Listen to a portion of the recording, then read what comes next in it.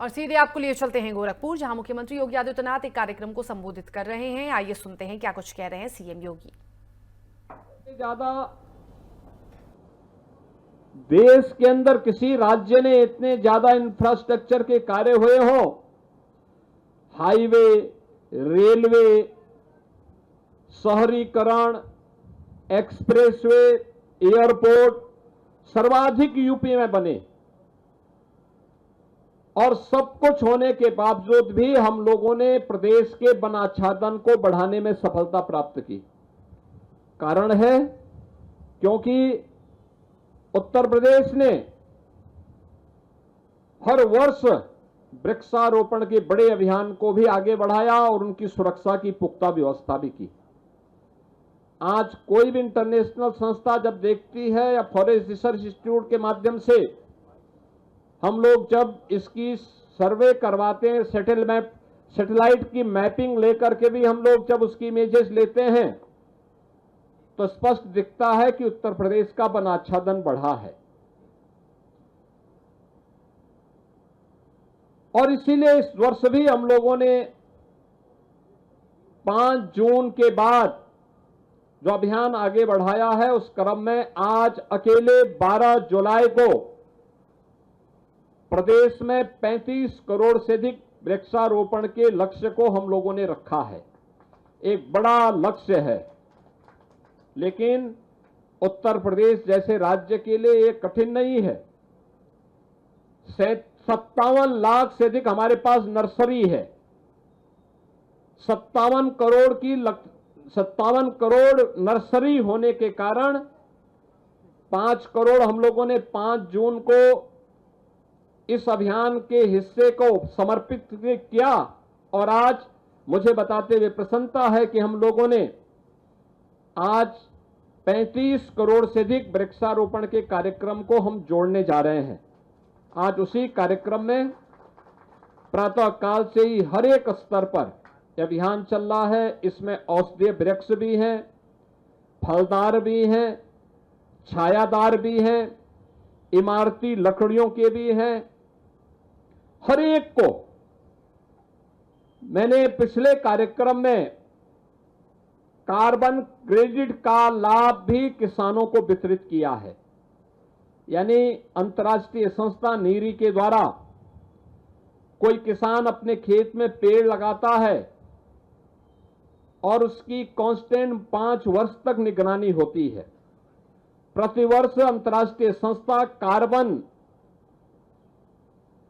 उत्सर्जन की दृष्टि से उसको रोकने के लिए एक पेड़ के द्वारा कितना कार्बन अवशोषण किया गया है, इसको ध्यान में रख करके $1 प्रति पेड़ 5 वर्ष तक दिया जाता है।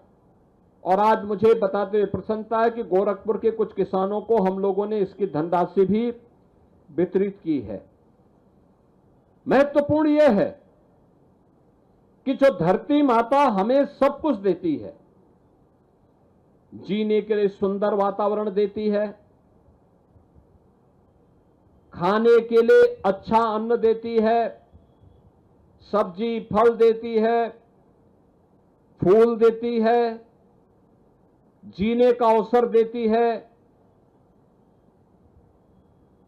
उस धरती माता के प्रति जिसके बारे में कि हमारे पूर्वजों ने, हमारी ऋषि परंपरा ने हमें हमेशा इस बात के लिए प्रेरित किया कि धरती हमारी माता है, हम सब इसके पुत्र हैं। तो एक पुत्र के रूप में अपने दायित्व का निर्वहन करते हुए,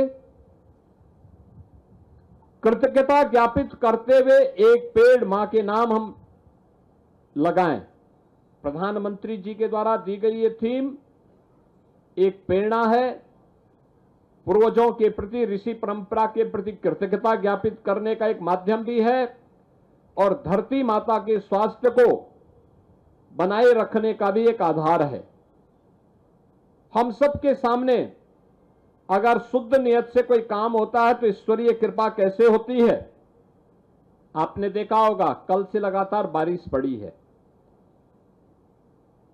इस अभियान के लिए सबसे अच्छा दिवस व्यापक पैमाने पे एक कार्यक्रम आज हम लोग प्रदेश भर में कर रहे हैं। हर जनपद में कोई ना कोई मंत्री गया है, केंद्र सरकार का मंत्री, राज्य सरकार का मंत्री, आयोग और बोर्ड के चेयरमैन, माननीय सांसद, माननीय विधायक, महापौर, चेयरमैन, पार्षद, प्रधान, शासन के अधिकारीगण, ये सभी इस अभियान का हिस्सा बन रहे हैं। यह अभियान का हिस्सा इसलिए जिससे हर व्यक्ति इस अभियान के साथ जुड़ करके अपने उज्जवल भविष्य को और आने वाली पीढ़ी को एक अच्छा वातावरण दे सके। प्रकृति के साथ खिलवाड़ की कीमत आज विश्व मानवता चुका रही है।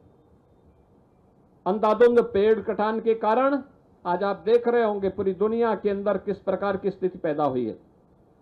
जो मौसम, जो कल बारिश आपने देखी होगी, कल से आज तक ये 15 जून से लेकर के 30 जून के बीच में उस प्रकार का मौसम होना चाहिए था। लगभग 1 महीने का अंतर पड़ा है। ये मौसम चक्र में 1 माह का अंतर याद करना अन्नदाता किसान के लिए एक संकट भी पैदा करता है। अगर कोई अन्नदाता किसान जिसको 15 जून के पहले अपने खेत में धान की रोपाई करनी होती या कोई फसल की रोपाई करनी होती, अगर वह 12 या 15 जुलाई के बाद करेगा, 1 महीने में अंतर पड़ता है। लगभग 25 से 30% की पैदावार में गिरावट आती है। यानी खाद्यान्न संकट खड़ा हो सकता है। पेड़ कटेंगे, एक पेड़, बरगद हो, पीपल हो, पाकड़ हो या कोई भी पेड़ हो, हजारों लीटर जल का शोषण करके रखता है और फिर जब हमें जल की आवश्यकता पड़ती है तो वह धीरे धीरे करके फिर उसको वहां से छोड़ता भी है। नदियों की सदा नीरा नदियां इसीलिए बनती हैं, नदियों में सदा जल रहता है। इसके कारण जहां जंगल होंगे वहां नदियों में सदैव जल की मात्रा बनी रहेगी। लेकिन जहां जंगल काट दिए गए, समाप्त कर दिए गए, वहां यह संकट जरूर होगा। पेयजल का संकट आ रहा है, शुद्ध पेयजल नहीं मिल रहा है, पूरी दुनिया इसके लिए तबाह है। एक तरफ जल का संकट, दूसरी तरफ सूखा, अनावृष्टि, अतिवृष्टि, इन सब संकटों से जूझना पड़ रहा है। प्रकृति के संतुलन को संतुलित करने के लिए आवश्यक है पर्यावरण के प्रति हर नागरिक अपने दायित्व का निर्वहन करे, और उसका सबसे अच्छा माध्यम है अनेक कार्यक्रम उठाए गए। रूफटॉप सोलर, पीएम सूर्यघर मुफ्त बिजली योजना उसी का एक हिस्सा है। बिजली का बिल आपका आधा हो जा रहा है। सोलर की एनर्जी आपको घर के अंदर शुद्ध एनर्जी का भी स्रोत बन जा रहा है। आपकी छत ही आपकी ऊर्जा का आधार बन जा रहा है। बिल भी कम हो रहा है और आप प्रकृति के प्रति अपने दायित्व का निर्वहन भी कर दे रहे हैं। प्लास्टिक मुक्त वातावरण, प्लास्टिक कितना नुकसान करता है, सिंगल यूज प्लास्टिक कितना नुकसान करता है, भारी कीमत चुकानी पड़ती है इसकी। इसलिए इन सभी बातों को ध्यान में रख करके हम लोगों ने प्रदेश के अंदर जो कार्यक्रम चलाए हैं, उसी कार्यक्रम के क्रम में मुझे प्रसन्नता है। आज सुबह से अब तक 5 करोड़ से अधिक पेड़ लगे हैं। दिन भर यह अभियान चलेगा।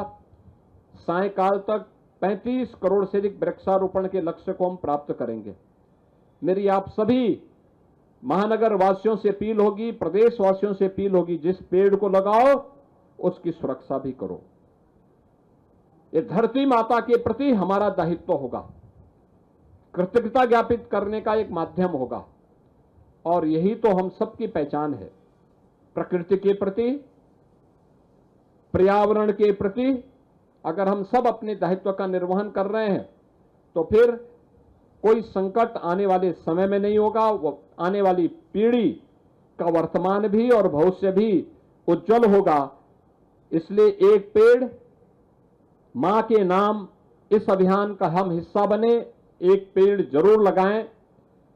और धरती माता के प्रति अपने दायित्व का निर्वहन अवश्य करें। इस विश्वास के साथ इस पूरे अभियान के प्रति मैं अपनी शुभकामनाएं देता हूं। धन्यवाद। जय हिंद।